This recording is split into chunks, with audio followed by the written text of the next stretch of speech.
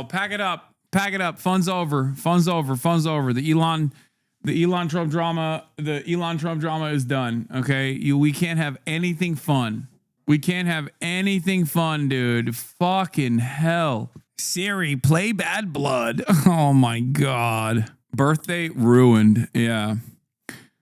Chuck Schumer came in. Ken Klippenstein earlier posted, enjoy this moment, everyone. Sooner or later, Hillary's going to post about it and it'll stop being funny. And Chuck Schumer is the one who beat Hillary to it. They're going to fuck this up for all of us.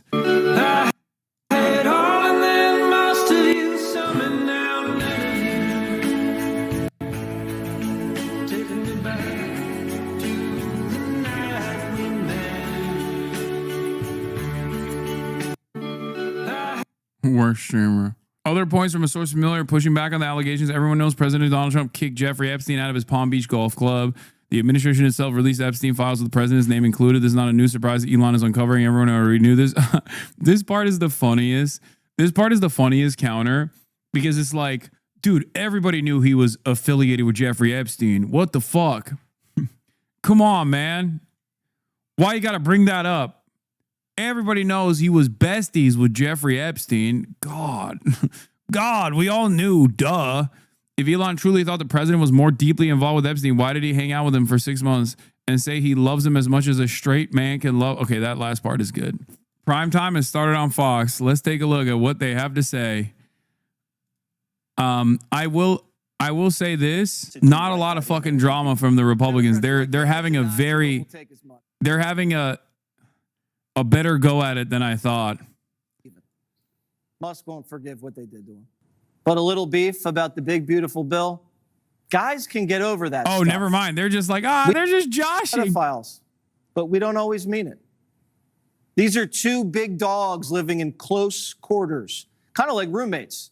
After a while, you get sick of each other. But usually men don't have a change of heart that fast. Just a few months ago, Musk said he loves Trump so much as a straight man can love another. Elon Musk said today, I love Donald Trump as much as a straight man can love another man. What does the first lady think about that? Oh, I think she'll be okay with it somehow. Trump's actually pretty forgiving. Vance called him a Nazi, and now he's VP. Megyn Kelly and Trump hated each other, and now she's at his rallies. Musk was an Obama donor, then he backed DeSantis. Then he went all in on Trump, and now he wants him impeached. So he's been all over the place. Will they patch it up? Only those two know.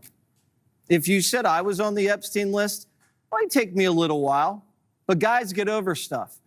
And if it's good for the country, both men are patriots. And hopefully they'll do the right thing. And if they don't, that's okay too. Newt Gingrich is the former... Is shocking how, oh my God, this actually shows... Again, how flimsy this allegiance is. Cracking McWestside, thank you for the 10 gifted subs, by the way, seven minutes ago. But I'm only getting to it now. Which, by the way, you can also subscribe to the broadcast if you want to show your support. This broadcast is funded by you, the donors, who subscribe for $6 or for free with a Twitch Prime. But in the long run, what's happening with China, what's happening with Russia, what's happening with the big, beautiful bill, those are vastly more important than whether or not Elon Musk is having a temper tantrum. And remember, Musk is the wealthiest guy in the world, but Donald Trump is the most powerful person in the world. And I think probably that Musk kind of forgot that. Musk money comes from having met consumers, having been brilliant. 5 Trump cents an has hour. the vote of 77 million Americans to say he ought to be the commander-in-chief. And in that kind of a contest, there's no question in my mind that 2, 3, 4, 5 months from now, Donald Trump will still be president, and Musk may or may not be relevant. And that partly depends on whether Musk decides to grow up and find a better way of doing this. Does this kerfuffle affect the China situation? Does it affect the big, beautiful bill? Does it affect Ukraine and space? So what kind of impact will it have? I think it depends on whether this is a temporary, very intense exchange or becomes kind of a long, permanent struggle. For example, the United States needs SpaceX SpaceX this year will launch 97% of the satellites worldwide. It's an extraordinary asset for us. To have the President of the United States end up in a power struggle, which is not really much, it's a public relations struggle. There's no power struggle here. One of them is president, the other one isn't president.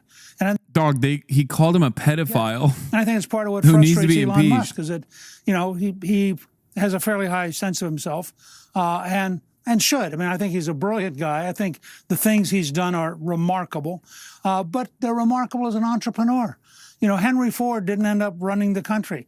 Thomas Edison didn't end up running the country. And Henry in fact, Ford, in the also end, a Nazi, by the way. is not going to end up running the country. So I think probably things will calm down over the next 2 or 3 days. Trump has a lot of really serious things to do, and placating Musk is probably down around number 27 on the list. So Musk says it's all about debt, and this big, beautiful bill doesn't cut it. Does he have any point there? That's just, well, no, it's baloney. This bill does more to turn the curve on spending. Look, as you know, I am the only speaker to have helped balance the budget for 4 years in the last century. So I have some notion of how you do this. This is the first step. It's not the last step. It's an important first step. It creates economic growth, which if the Congressional Budget Office wasn't a bastion of idiotic left-wing thinking, by itself, the economic growth would virtually pay for the bill. It has a substantial cut in domestic spending in a very large way. It reforms Medicaid in a very positive way. And I think, Musk probably ought to get a briefing on the real bill rather than his personality feelings. All right. The only speaker to balance the budget 4 years straight. Gotta love it. Keep giving him advice. Thank you so much, Speaker. And everybody go check out the book, Trump's Triumph. Well, I guess someone has decided to throw their hat in the fucking arena. It's probably a simple calculation for Asmongold. Is this a real tweet, or did I just get fucking fake tweeted? He's basing Asmongold. Why? One must ask the question, why? Is this the Machiavellian calculation of the intellectual giant that understands politics? Or is it simpler than that? The answer is always, it's simpler than that. It's because one person follows him back on Twitter, the other does not. And of course, the Roach King will go with the one who follows him on Twitter, who has direct access to him on Twitter. And obviously Elon Musk is very, very desperate right now for any allegiances that I suspect Elon will return the favor down the line. He's picking the younger horse. Yeah, it is a real tweet. Yeah, they're technically business partners now, getting X streaming up and running. So I'm not surprised. Yeah. Asmongold streaming on Twitter is fucking hilarious. He already got a kick deal on top of this as well. I talked about it yesterday. One of the things that I get really fucking annoyed by is these very obvious advertisements that people post on Twitter on my timeline. Every now and then I see them. Blue checkmark power farmers do this. Dexerto also entertained it. Asmongold was shocked after making nearly 40K from his first 2 Kick streams, right? This whole like Kick sponsorship. Kick payments are so good. Kick payments are so good, dude. Hey guys, come stream on the fucking pedophile platform, please. To which I responded with, every single one of these accounts is basically doing promo for Kick. All the blue checkmark power farmers is a way to try and lure people into streaming there. Kick dumps money on rich and famous streamers' laps, causing the false belief that the average Joe will also generate dollars. If you're an up-and-coming streamer, try to use TikTok to grow an audience, then lead them back to Twitch or YouTube streams. There's a reason why only weirdos stream on Kick. Twitch has the best community functions plus revenue.